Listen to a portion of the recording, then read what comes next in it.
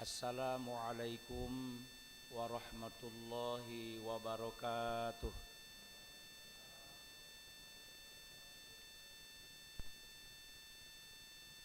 Alhamdulillahilladzi habbaba ilainal iman wa karraha alainal fusuqa wal isyan.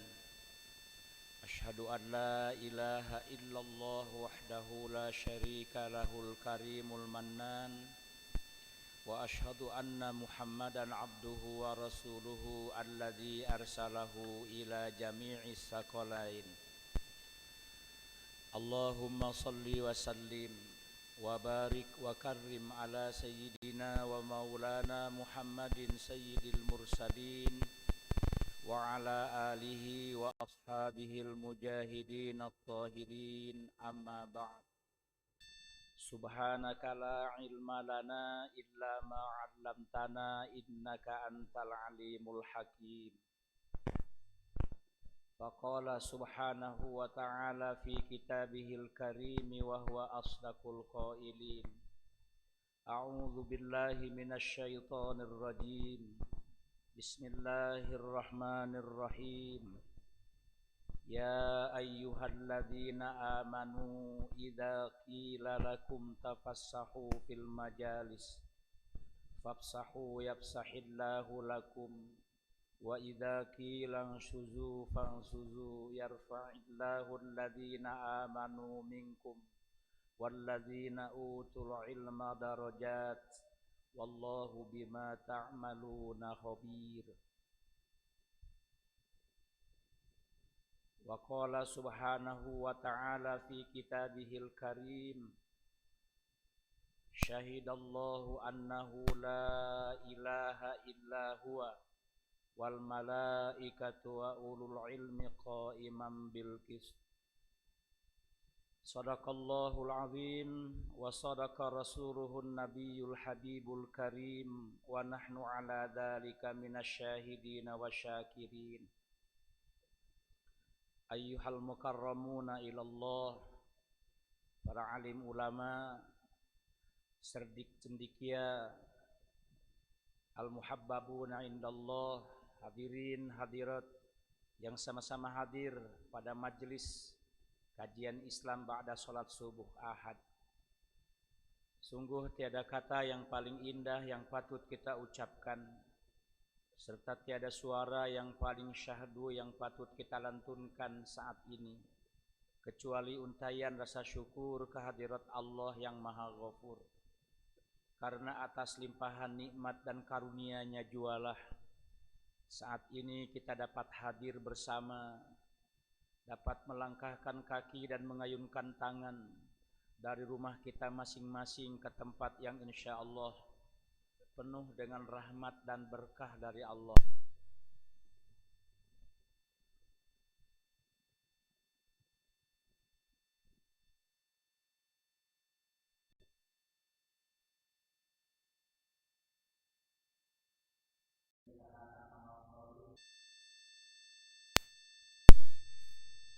Dan sebelum kita pulang beraktivitas, kita tambah amaliyah kita dengan menambah wawasan, memperdalam ilmu, mengkaji nilai-nilai Islam melalui kajian subuh, khususnya subuh Ahad.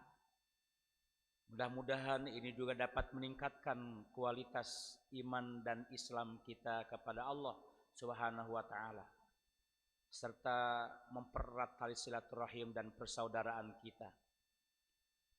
Salawat dan salam semoga senantiasa dilimpahkan keharibaan alam suri tauladan kita semua di dalam meniti kehidupan di dunia yang fana ini, menuju kehidupan kekal dan abadi dan selama-lamanya, yaitu Nabi Muhammad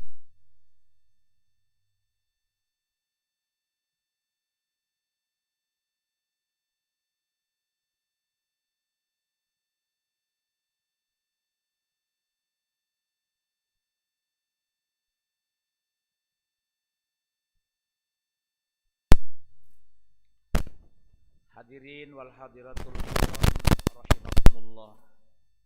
Ada asbab nuzul Kalau Quran itu asbab nuzul. Kalau hadis asbab wurud. Kalau ceramah kita sebab-sebab munculnya tema atau judul.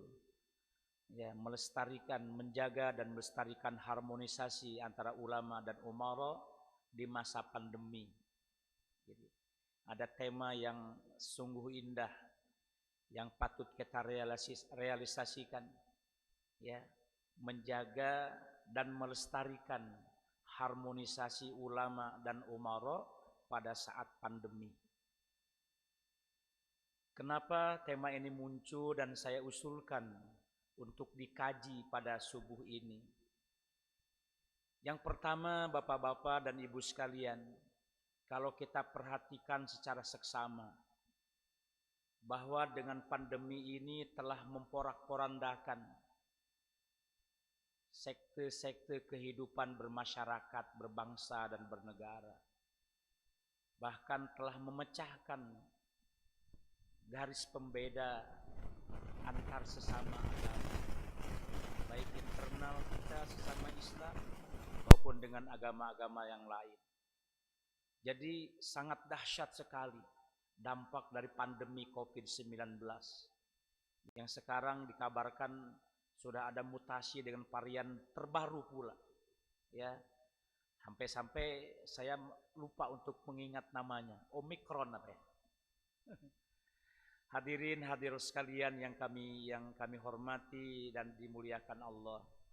Begitu dahsyatnya dampak dari COVID-19 ini.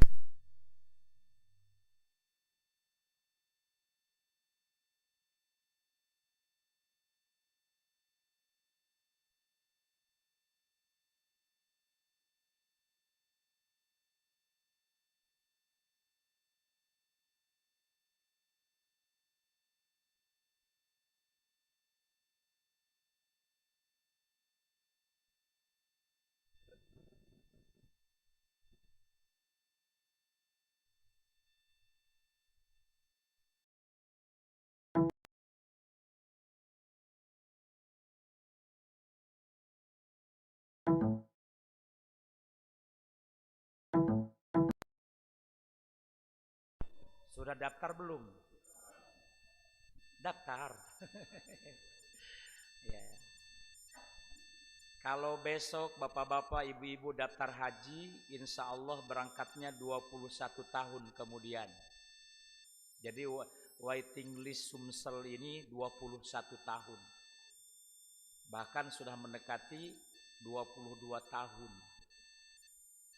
Kalau Pulau Jawa, baik Jawa Barat, Jawa Tengah, Jawa Timur, itu waiting listnya sudah 30 tahunan lebih. Di kita ini yang paling tinggi waiting listnya adalah Sulawesi Selatan. Masa tunggunya 41 tahun. Jadi kalau ada warga Sulawesi Selatan hari ini lahir, langsung didaftarkan oleh orang tuanya, nanti umur 41 tahun baru berangkat.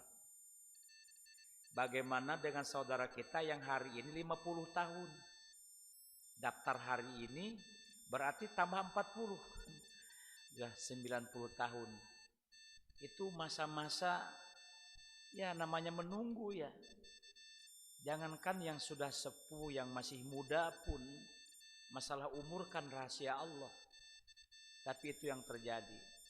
Jadi kalau seandainya saat ini ya tidak ada pemberangkatan lagi, maka semakin banyak dan bertumpuk jamaah haji yang tertunda keberangkatannya. Ini sebagai salah satu dampak dari COVID-19 atau virus.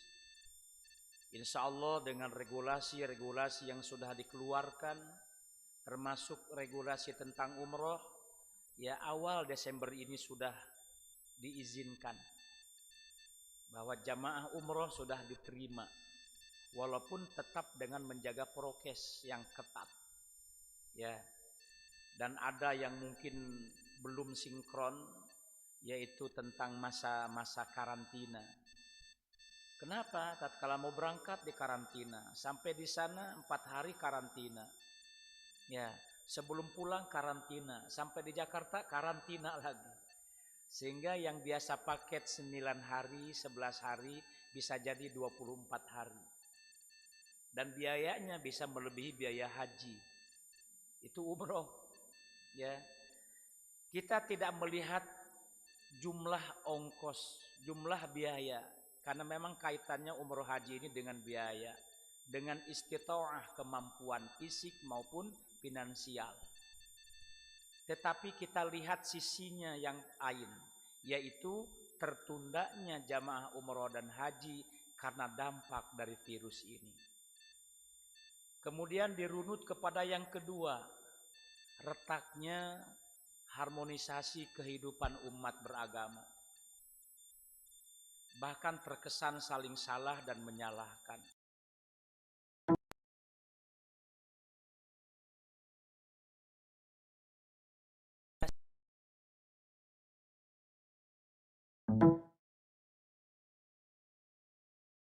Nah, oleh sebab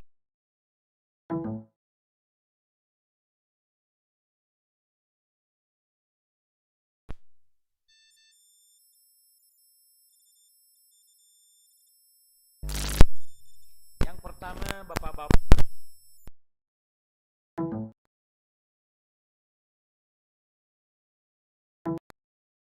antara umaro dan ulama. Ya, dua-duanya sama, tapi saya lebih senang kita dahulukan ulama saja ya. Ya. Tergantung kebutuhan Bapak-bapak mana yang dahulukan, tapi semuanya bagus. Saya dahulukan kata-kata ulama dulu. Ada dikotomi antara ulama dan umaro. Pemisahan makna, perbedaan arti, apa itu ulama, apa itu umaro. Kalau zaman Nabi dan sahabat, Khulafaur Rasyidin, kalau ulama ya umaro, kalau umaro ya ulama, menjadi include satu. Tetapi pasca sahabat sampai hari ini ada pemisahan makna dan berbeda antara ulama dan umaro. Kita tidak mempersalahkan perbedaannya itu, tetapi fungsinya yang harus kita lihat. Yang pertama ulama.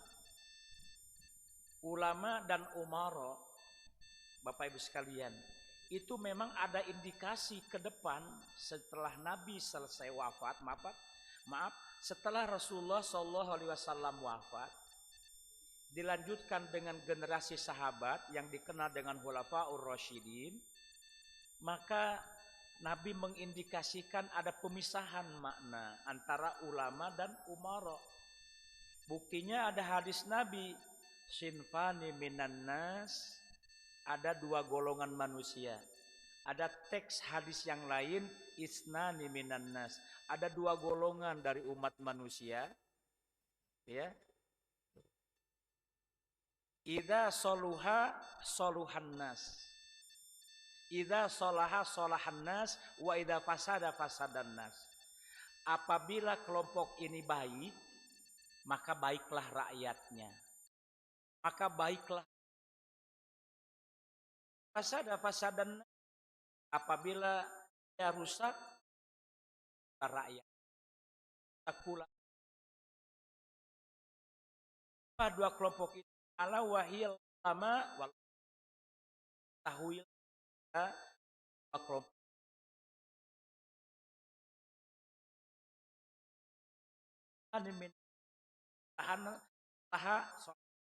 baik dia, baik fasada, dia rusak. Sekalian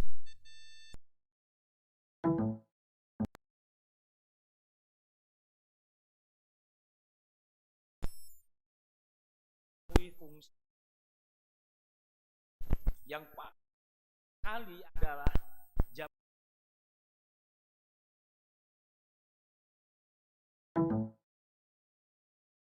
ambia.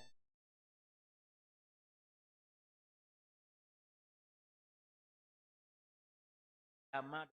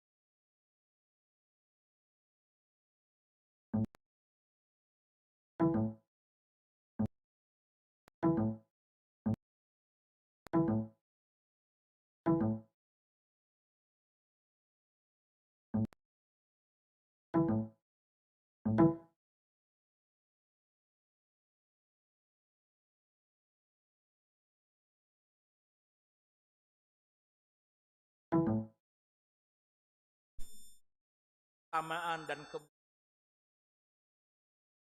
nama tadi sama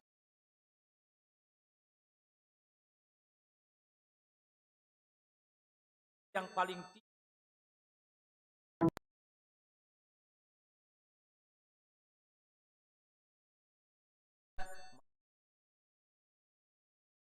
Bapak-bapak dan ibu kalian yang kami